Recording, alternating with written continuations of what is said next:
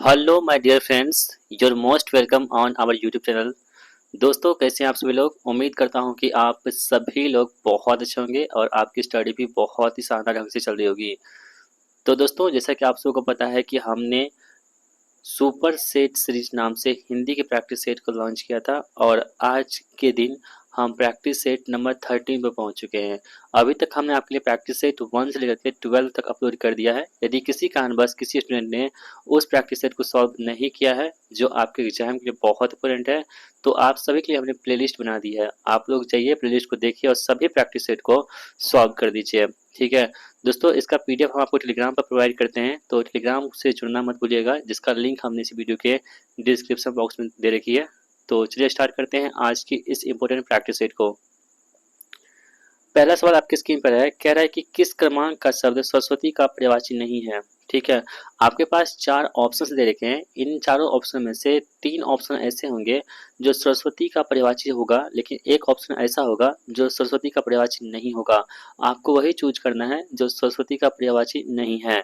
तो देखिए दोस्तों, सरस्वती के हम पर्यायवाची की बात करें यहाँ पे, तो शारदा हो जाएगा हमारे पास, भारती हो जाएगा, वाणी हो जाएगा। ये तीनों के तीनों क्या है ना, ये आपके सरस्वती माँ की जो है हमारी, उसकी क्या है पर्यायवाची शब्द है। जबकि पद्मा दोस्तों ये क्या है ना, ये जो सरस्वती की पर्यायवाची नहीं है। तो आपसे प्रश्न में क्या पूछा जा रहा था कि सरस्वती का पर्यायवाची नहीं है, तो आपको बताना होगा पद्मा जो यहाँ पे वो सरस्वती का पर्यायवाची नहीं होगा, इसलिए ऑप्शन नंबर डी हमारे प्रश्न का बिल्कुल सही जवाब हो जाएगा। ठीक है, तो पर्यायवाची शब्द जो है ना आपके लिए इम्पोर्टेंट है, तो हम प्रैक्टिस सेट के माध्यम से बहुत अच्छे अच्छे पर्यायवाची शब्दों को देखने वाले हैं। तो वीडियो को मिस मत कीजिएगा, जितने प्रैक्टिस सेट आ रहे हैं ना उन सभी को आपको अच्छे से वॉच करना है। तो अगला प्रश्न देख लीजिए, कह रहा है कि शुद्ध वर्तनी वाला शब्द क्या है। यानी कि आपके पास स्पेलिंग टेस्ट है, स्पेलिंग टेस्ट जो है ना शुद्ध वर्तनी वाला, ये आपके एग्जाम में प्रश्न जरूर बनते हैं।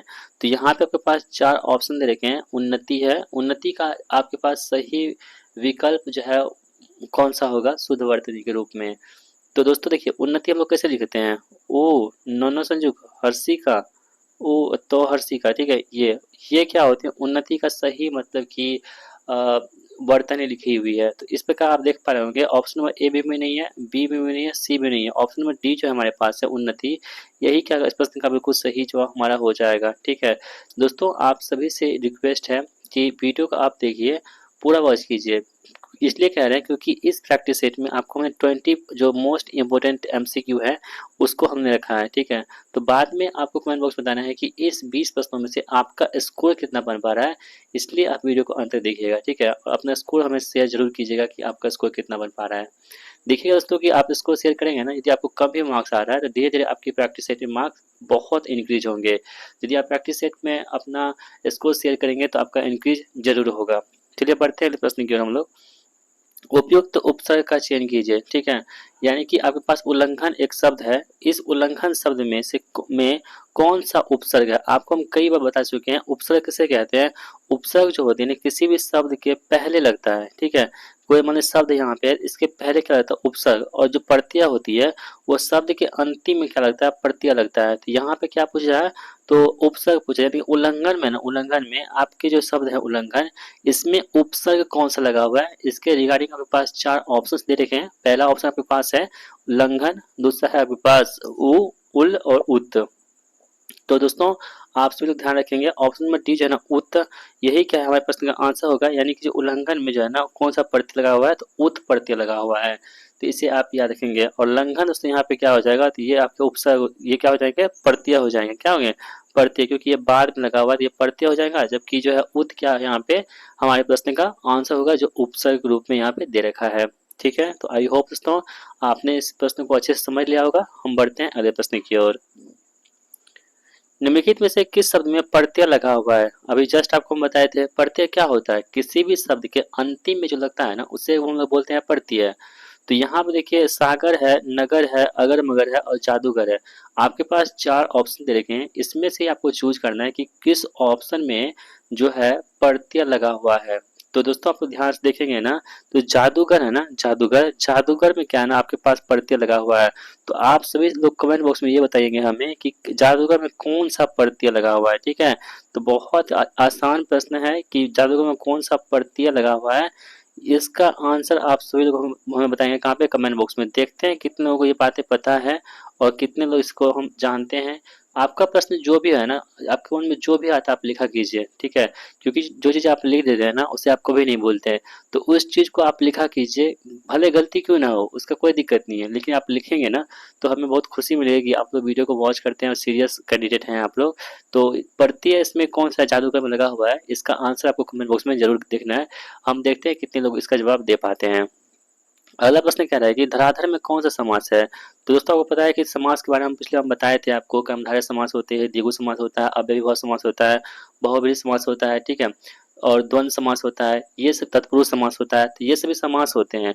और ये शब्द हमारे पास है धराधर, इस धराधर शब्द में कौन सा समास लगा हुआ है आपको ये बताना है। देखिए द्विगु समास है। द्विगु समास किसे बोलते हैं? द्विगु समास जो होता है ना, जो भी संख्यावाचक शब्द होते हैं उसमें क्या होता है आपके पास द्विगु समास लगता है, ठीक है। जैसे कि आप त्रिभुजाकार हो गया, त्रिभुवन हो गया, ये सभी क्या होते हैं आपके पास द्विगु समास होते हैं, ठीक है। एक होता है द्वंद्व समास। द्वंद्व समास में क्या होता है दोस्तों, जितने भी हाइफन वाले शब्द होते हैं ना, जैसे कि माता पिता, तो आप माता पिता लिखेंगे ना तो बीच में आपको हाइफन देना होगा।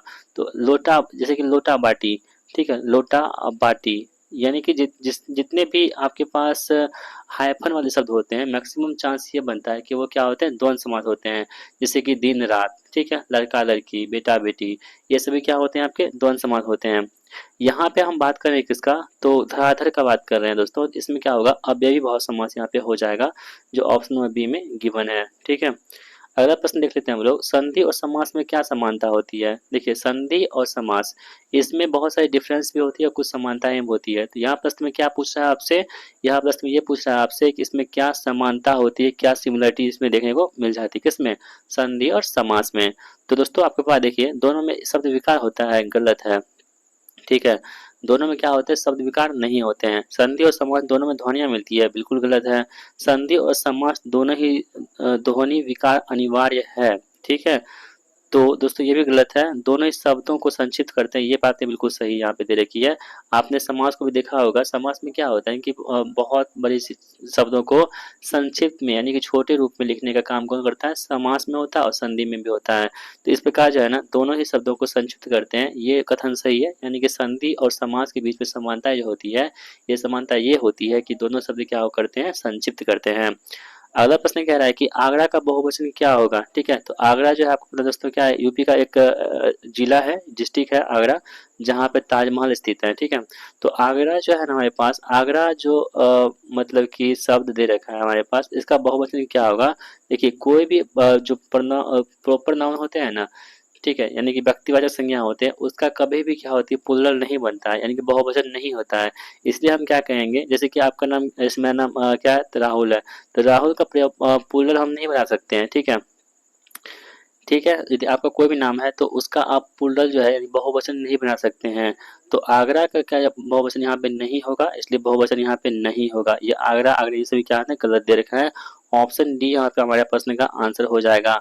सही मुहावरा यहाँ पे कौन सा दे रखा है, आपके पास 4 ऑप्शन दे रखे हैं, इसमें से आपको ये चूज करना है कि इसमें कौन सा मुहावरा जो है वो शुद्ध रूप से लिखा हुआ है। पहला ऑप्शन है कि नेत्रों में मिट्टी डालना। नेत्रों में मिट्टी डालना कोई कहीं मुहावरा सुने हैं आप, नहीं सुने होंगे, इसलिए गलत है, ठीक है। दूसरा कह रहा है कि आंखों में मिट्टी फेंकना। आंखों में मिट्टी फेंकना सुने हैं कभी, नहीं सुने होंगे।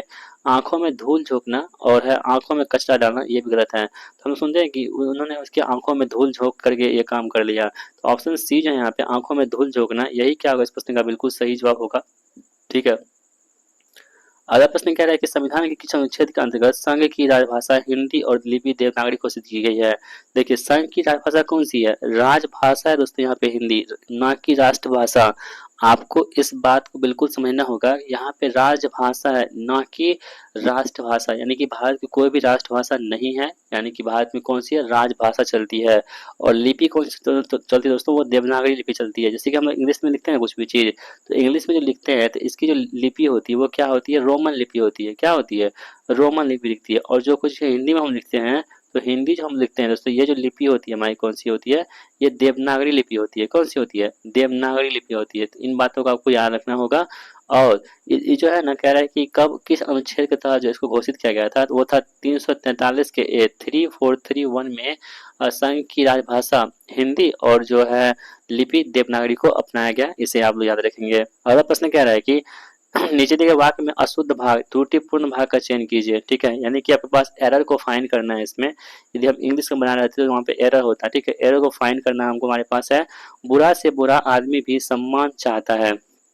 ठीक है, तो इसमें कौन से पार्ट में एरर दे रखा है? देखिए, बुरा से बुरा आदमी भी सम्मान चाहता है। ऑप्शन ए जो है ना यहाँ पे बुरा से बुरा, यही में क्या होगा? बुरे से बुरे होगा। ठीक है, बुरे से बुरे आदमी भी सम्मान चाहता है, यही क्या होगा? ऑप्शन नंबर ए हमारे प्रश्न का आंसर हो जाएगा। अगला प्रश्न देख लेते हैं हम लोग। कह रहा है कि तत्वतु पर्यांत पद क्या है? तो तत्वतु पर्यांत पद जो है ना ये किसका पद होगा? यहाँ पे तो कृतवान का ये पद होता है। किसका होता है? कृतवान का होता है। ऑप्शन सी यहाँ पे राइट आंसर होगा। निम्नलिखित प्रश्न में साहित्यिक कृतियों के रचनाकारों के रूप में चार चार विकल्प दिए गए हैं। आप सही विकल्प का चयन कीजिए। रास प्रजाध्यायी, तो रास जो प्रजाध्यायी है ना इसके लेखक कौन है दोस्तों? तो इसके लेखक जो आपके हो जाएंगे वो नंद दास हो जाएंगे। कौन होंगे? नंद दास हो जाएंगे। अगला प्रश्न कह रहा है कि निम्नलिखित मिश्र वाक्यों में से कौन सा विशेषण उपवाक्य है? ठीक है, तो आपके पास एक मिश्रित वाक्य दे रखे हैं, इसमें से आपको ये चूज करना है कि कौन सा विशेषण उपवाक्य यहाँ पे हो जाएंगे। तो दोस्तों यहाँ पे देखिए, जो लखनऊ जो उत्तर प्रदेश की राजधानी है ये मिश्र वाक्य है, एक ऐतिहासिक नगर है, यही क्या यहाँ पे हो जाएंगे आंसर। ठीक है, ऑप्शन बी यहाँ पे राइट आंसर हमारा हो जाएगा। नेक्स्ट क्वेश्चन हमारे पास है कि मोक्ष की इच्छा रखने वाला वाक्यांश एक शब्द है, यानी कि वन वर्ड सब्स्टिट्यूशन है। अनेक शब्दों को बदले एक शब्द आपको बताना है यहाँ पे कि मोक्ष की इच्छा रखने वाले को हम लोग क्या कहेंगे? तो दोस्तों आप ध्यान रखेंगे, इसे हम लोग बोलते हैं मुमुक्षु। क्या बोलते हैं? मोक्ष की इच्छा रखने वाले को बोलते हैं मुमुक्षु। ऑप्शन सी यहाँ पे आंसर हमारा हो जाएगा।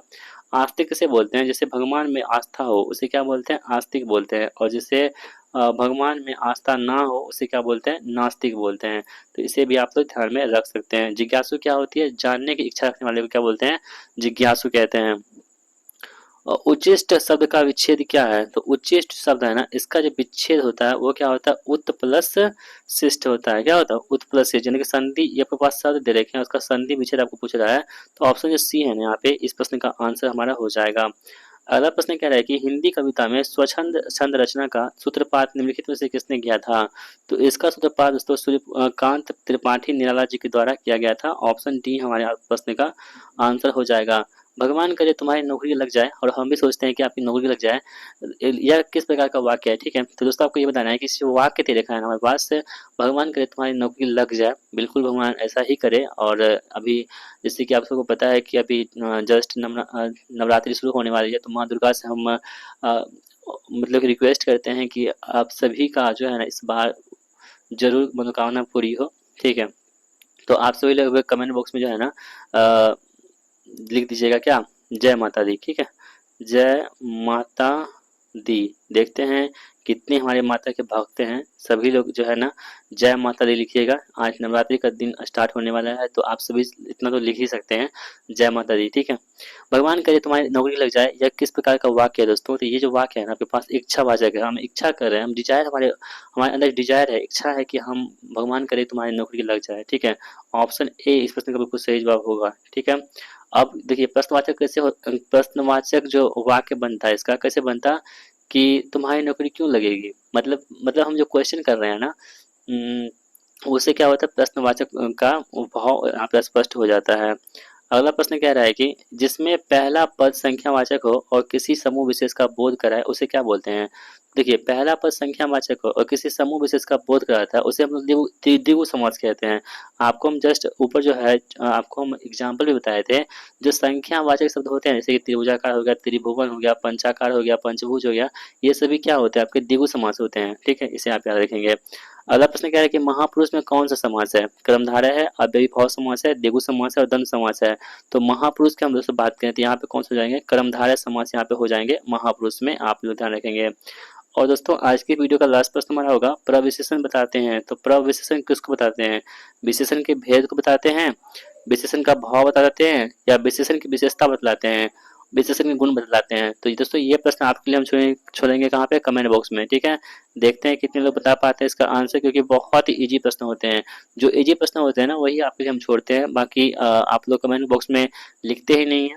तो कोई बात नहीं, इस बार भी उम्मीद करते हैं कि आप लोग नहीं लिखेंगे। देखते हैं कितने लोग लिख पाते हैं।